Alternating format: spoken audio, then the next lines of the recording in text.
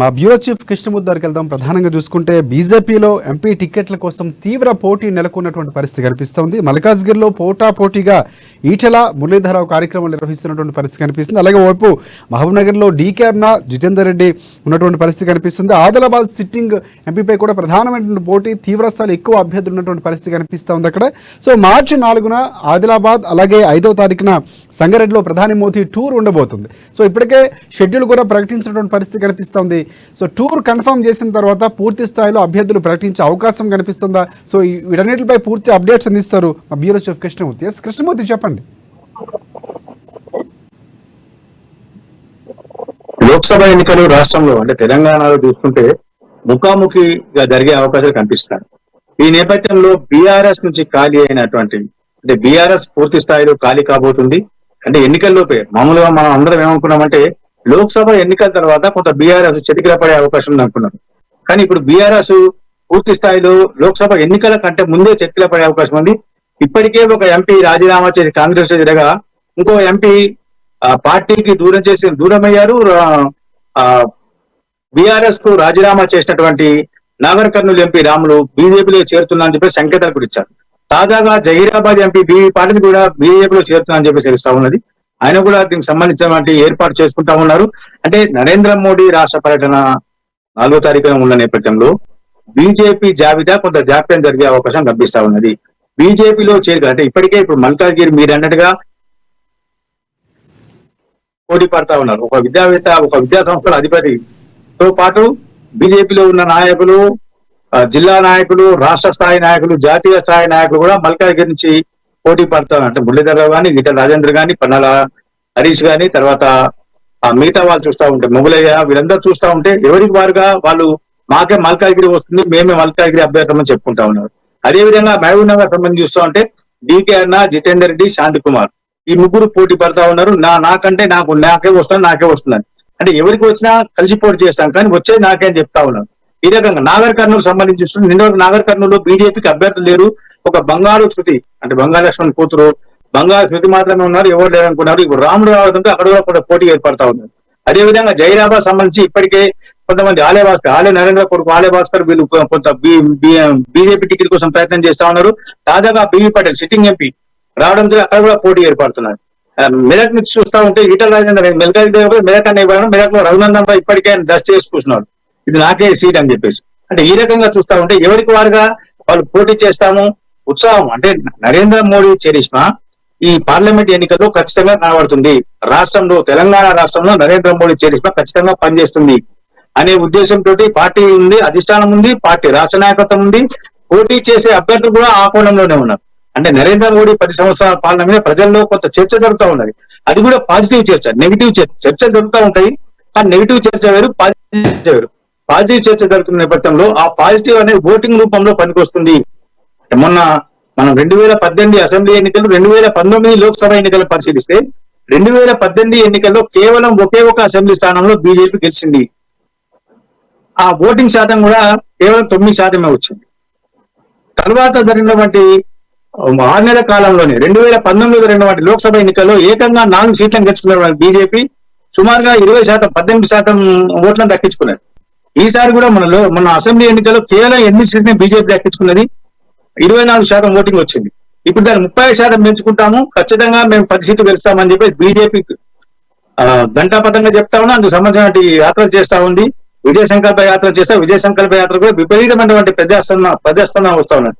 ఈ రోజు హైదరాబాద్ లోక్సభకు సంబంధించిన విషయంలో లక్ష్మణ్ బీజేపీ ఓబీసీ మోర్చా జాతీయ అధ్యక్షుడు లక్ష్మణ్ నేతృత్వంలో హైదరాబాద్ పార్లమెంటు పరిధిలో ఈరోజు విజయ సంకల్ప యాత్రని ప్రజలు బ్రహ్మతం పట్టారు. అంటే పాత బస్తీలో బీజేపీ గెలుస్తుందా, బీజేపీ ఉనికి ఉంటుందా, బీజేపీ అక్కడ గెలిచే అవకాశాలు ఉన్నాయా అని చర్చ ఉంది ఖచ్చితంగా. అంటే ఎంఐఎం ప్రభావితమైనటువంటి పాత బస్తీ హైదరాబాద్ లోక్సభకు సంబంధించి బీజేపీ కూడా పోటీలో ఉన్నారు. హైదరాబాద్ కు సంబంధించి కూడా సుమారుగా 10 మంది అభ్యర్థులు పోటీ పడతా ఉన్నారు.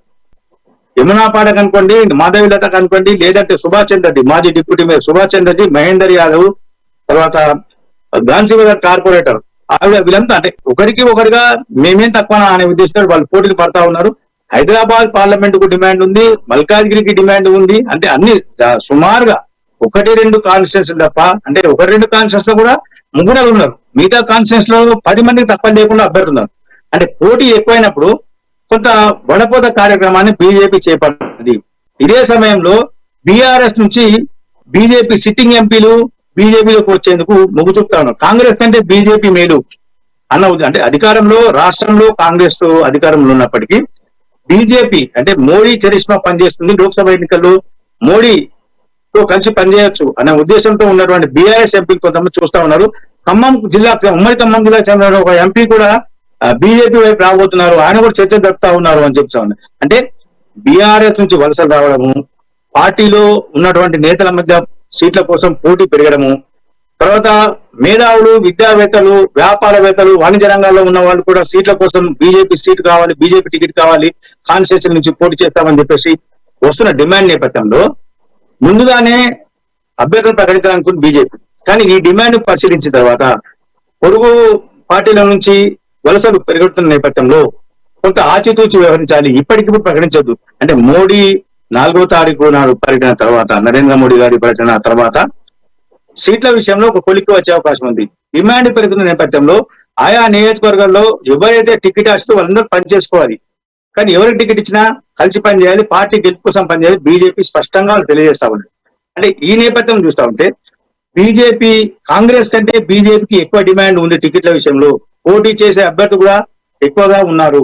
అంటే ఒక్కో కాన్స్టిట్యూన్స్ లో 10 మంది చొప్పున ఉన్నప్పుడు ఖచ్చితంగా అక్కడ పార్టీ గెలుస్తుంది అనేది. దీనికి అంతటికీ కారణం ఏంటంటే రాష్ట్ర పార్టీ పనితీరు కంటే నరేంద్ర మోడీ పనితీరు, కేంద్రంలో నరేంద్ర మోడీ పనితీరు, నరేంద్ర మోడీ చరిష్మా, నరేంద్ర మోడీ చేపట్టినటువంటి కార్యక్రమాలు, నరేంద్ర మోడీ తీసుకున్నటువంటి సంక్షేమ పథకాలు కలిసి వస్తాయి అని చెప్పేసి బీజేపీ నాయకులు భావిస్తారు. ఎస్ మీరు చెప్పినట్లు పూర్తి స్థాయిలో ఈసారి బీజేపీ గ్రాఫ్ అయితే కనిపిస్తున్నటువంటి పరిస్థితి కనిపిస్తుంది. ఈసారి తెలంగాణకు సంబంధించి మీరు ఇందాక మాట్లాడుతూ ఒక్క స్థానం అసెంబ్లీ స్థానం నుంచి 8 స్థానాలకు పెరిగినటువంటి పరిస్థితి, ఓటింగ్ శాతం కూడా 24 అయినటువంటి పరిస్థితి కనిపిస్తుంది పర్సంటేజ్ పరంగా చూసుకుంటే. సో ఇక్కడ ఈ నేపథ్యంలో ప్రధానంగా కాంగ్రెస్ పార్టీ అంటే గ్రాఫ్కు చూసుకున్న సర్వేలు చెప్పుకున్నా కూడా ప్రధానమైనటువంటి పోటీ బీజేపీకి కాంగ్రెస్ మధ్య ఉండబోతుంది అన్నటువంటి స్పష్టంగా తెలుస్తున్నటువంటి పరిస్థితి.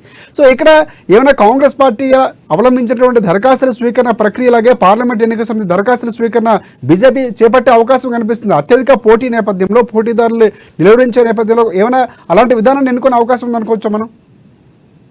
మన అసెంబ్లీ ఎన్నికలకు సంబంధించిన విషయం చూస్తుంటే రాష్ట్ర పార్టీకి సంబంధించిన వ్యవహారం అంటే టికెట్ల కేటాయింపులు, బీఫామ్లు ఎవరికి ఇవ్వాలనే ఫైనల్ టిక్ చేసేది అధిష్టానం, కేంద్ర పార్లమెంటరీ పార్టీ బోర్డు అయినప్పటికీ ఇక్కడ అభ్యర్థులను వడపోత కార్యక్రమం మొత్తాన్ని కూడా రాష్ట్ర స్థాయిలో జరగాల్సిన అవసరం లేదు. అసెంబ్లీకి సంబంధించి లోక్సభ సంబంధించినటువంటి ఎంపీ అభ్యర్థుల ఎంపికలో పూర్తి స్థాయిలో కేంద్ర పార్టీదే అధికారం. రాష్ట్ర పార్టీ అభ్యర్థుల పేర్లు పంపించినప్పటికీ చివరి క్షణంలో ఆ అభ్యర్థులను కాదని కొత్త అభ్యర్థిని కేటాయించడం కూడా కేంద్ర పార్టీకి అధికారం ఉంది. సర్వేల ఆధారంగా గెలుపు ప్రాతిపదికన అభ్యర్థులను ఖరారు చేసేందుకు వీలుంది. కాబట్టి ఇక్కడ దరఖాస్తులు స్వీకరిస్తే ఇబ్బందికరమైన పరిస్థితి ఉంటుంది. ఇక్కడ దరఖాస్తులు స్వీకరించడం ద్వారా పార్టీలో మరో రకమైన అభిప్రాయం ప్రజల్లోకి వెళ్లే అవకాశం ఉంది, కార్యకర్తల్లోకి వెళ్లే అవకాశం ఉంది. కాబట్టి ఇక్కడ తీసుకోకూడదు. అవసరమైతే ఢిల్లీకి వెళ్ళండి, అక్కడ పార్టీ కేంద్ర కార్యాలయంలో ఇచ్చిరండి మీ దరఖాస్తులు కానీ మీ యొక్క అభ్యర్థులను కానీ కేంద్ర పార్టీ కార్యాలయానికి ఇచ్చిరని చెప్పారు. చాలా మంది ఇప్పటికి టికెట్లు ఎవరైతే కోరుతున్నారో వాళ్ళందరూ కూడా కేంద్ర పార్టీ కార్యాలయానికి ఇచ్చొచ్చారు. అప్పుడప్పుడు జాతీయ స్థాయి నాయకులు రాష్ట్రానికి వస్తున్నారు, వాళ్ళకి ఇవ్వచ్చు. రాష్ట్ర ఇన్ఛార్జ్ ఉన్నారు, తరుణ్ చౌక్ వీళ్ళందరూ కూడా, సునీల్ బన్సలు, తరుణ్ చౌక్ వీళ్ళున్నారు, వాళ్ళ ద్వారా కూడా పంపించవచ్చు. ఈ అవకాశం ఉన్నాయి. కాబట్టి ఇక్కడ దరఖాస్తులు స్వీకరించే ప్రక్రియ అనేది ఇక రాష్ట్ర పార్టీ తీసుకోలేదు. ఎందుకంటే రాష్ట్ర పార్టీ పరిధిలో లేని విషయంలో తీసుకొని విమర్శలకు గురయ్యి అక్కడ కేంద్ర పార్టీతో కొంత ఇబ్బందికర పరిస్థితులు ఎదుర్కొనే కంటే ఇది తీసుకోకపోవడం మంచిది. ఆశావాహులు ఎవరున్నా సరే, టికెట్ కోరుకునే వాళ్ళు ఎవరైనా సరే పోయి ఇచ్చిరండి, అక్కడ ఢిల్లీకి ఇచ్చిరండి, ఢిల్లీలో పార్టీ అధిష్టానంలో ఇచ్చిరండి, పార్టీ కేంద్ర కార్యాలయంలో ఒక కౌంటర్ ఓపెన్ చేసి అక్కడ మీ దరఖాస్తులు, మీ అభ్యర్థులను ఇచ్చిరండి, మీరు ఏ కాన్స్టిట్యున్సీ కోరుతున్నారో, ఎందుకు కోరుతున్నారో, మీరు చేసిన సేవా కార్యక్రమాన్ని అంటే బయోడేటా, బ్రీఫ్ గా బయోడేటా వాటన్నిటిని ఇచ్చేస్తాను పోతున్నారు. చాలా మంది ఇప్పటికే ఢిల్లీ కేంద్ర కార్యాలయానికి వెళ్ళి వచ్చారు. అక్కడ మన రాష్ట్ర నాయకులు వెళ్ళినప్పుడు ఎవరు అయితే జాతీయ స్థాయి నాయకులు వాళ్ళని కలిసేందుకు కూడా ప్రయత్నం, కొంతమంది కలిసారు కూడా జాతీయ స్థాయి నాయకులు కలిసి వాళ్ళ తమ అభ్యర్థన కూడా చెప్పొచ్చారు. అంటే ఎందుకు పోటీ చేయాలంటున్నారు, అసలు బీజేపీకే ఎందుకు ప్రిఫరెన్స్ ఇస్తున్నారు, రాష్ట్రంలో బీజేపీ పరిస్థితి ఏ విధంగా ఉంది, బీజేపీ నాయకుల పనితీరు ఏ రకంగా ఉంది, ప్రజల్లో బీజేపీ గురించి ఏమనుకుంటున్నారు, ఇవన్నీ కూడా వివరాలు చెప్పారు. పార్టీ కూడా సేకరించింది.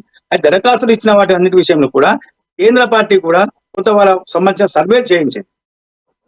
అభ్యర్థుల పూర్వాపరాలు ఏంటిది, వాళ్ళ గెలుపులు ఎట్లా ఉంది, ప్రజల్లో వాళ్ళకు ఉన్నటువంటి విశ్వాసం నమ్మకం ఏ రకంగా ఉంది వాళ్ళ పైన, వాళ్ళు సేవా కార్యక్రమాలు చేశారా, చేస్తే ఏ రకమైన సేవా కార్యక్రమాలు చేశారు, వాటి ద్వారా ఎంతమంది లబ్ధి పొందారు. రెండవది, నరేంద్ర మోడీ 10 సంవత్సరాల పాలన మీద ఏ అభ్యర్థి ఏ క్యాండిడేట్ ఎంత మేర ప్రచారం చేశారు, ఎంత మేర ప్రజల్లోకి నరేంద్ర మోడీ పథకాలు తీసుకువెళ్లారు అనే అంశాలను కూడా కొంత బేరీజు వేసుకొని సర్వేల ఆధారంగా తీసుకొని టికెట్లను కేటాయించడం నిర్వహించింది.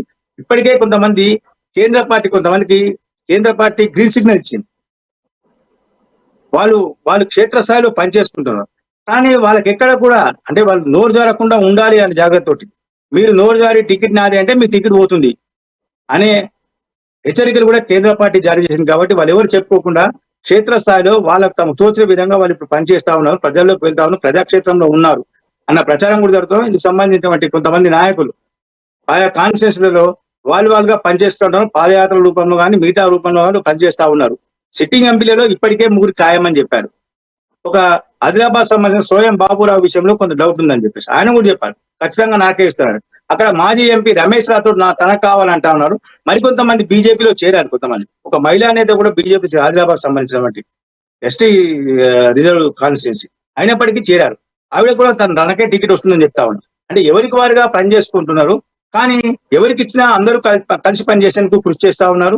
అదేవిధంగా వరంగల్ విషయంలో కానీ మహబూబాబాద్ విషయంలో కానీ మిగతా విషయాలు అన్ని చోట్ల పార్టీకి పోటీ ఎక్కువగా ఉన్నది. అభ్యర్థుల విషయంలో ఈ పోటీని తట్టుకోవాలంటే నిదానంగా ఆచితూచి వ్యవహరించాలి. ఇప్పటికిప్పుడు నిర్ణయం తీసుకుని టికెట్ ప్రకటిస్తే గందరగోళ పరిస్థితులు ఎదుర్కొంటాయి. చివరి క్షణంలో ఇబ్బందులు పడే పరిస్థితి ఉంది. కార్యకర్తల్లో కొంత అయోమయ పరిస్థితి నెలకొంటుంది, డోలాయమానంలో ఉండే పరిస్థితి ఉంటుంది. కాబట్టి ఇవన్నీ కాకుండా ఉండాలి అంటే ఖచ్చితంగా చివరి క్షణం వరకు ఆచి చూడాలి. మిగతా పార్టీల నుంచి ఎవరు వస్తున్నారో